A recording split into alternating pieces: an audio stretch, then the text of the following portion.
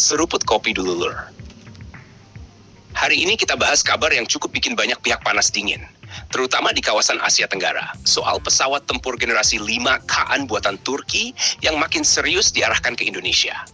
Jadi gini, belakangan ini muncul informasi bahwa Turki dan Indonesia sudah masuk ke tahap perjanjian rangka kerja untuk ekspor Kaan dengan nilai yang disebut-sebut mencapai 15 miliar dolar Amerika.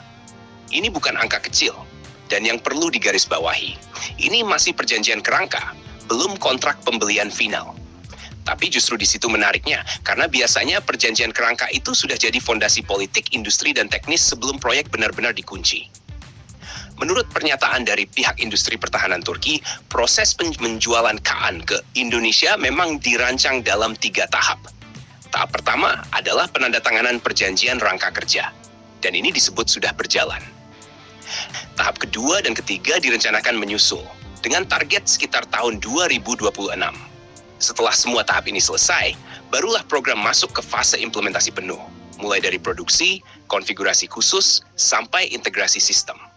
Yang bikin Kaan jadi pembahasan serius di Indonesia, bukan cuma soal statusnya sebagai jet tempur generasi 5, tapi soal satu kata kunci yang selalu sensitif buat kita, yaitu ITAR. Dari penjelasan pihak Turki, versi Kaan untuk Indonesia ditargetkan benar-benar bebas dari pembatasan ITAR.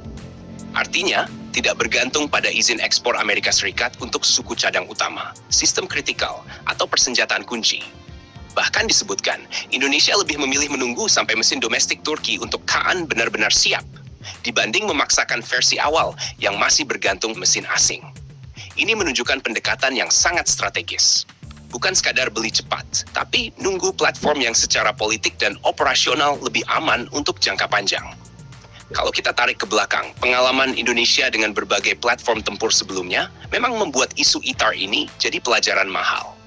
Pembatasan upgrade, kendala suku cadang, sampai potensi embargo di masa depan selalu jadi risiko. Jadi wajar kalau dalam kasus Kaan, Indonesia terlihat lebih sabar tapi sangat selektif. Sekarang kita bahas kondisi Kaan itu sendiri. Berdasarkan penjelasan Manajer Umum Industri Dirgantara Turki, saat ini Kaan sudah memiliki satu prototipe awal. Prototipe tersebut sudah melakukan penerbangan, tapi menariknya, uji darat masih terus berjalan, dan tidak semua tes penerbangan menggunakan konfigurasi penuh seperti versi operasional nantinya. Selain itu, ada 3 unit lain yang sedang diproduksi sebagai prototipe penerbangan lanjutan. Ini penting, karena artinya Kaan memang belum masuk tahap produksi massal.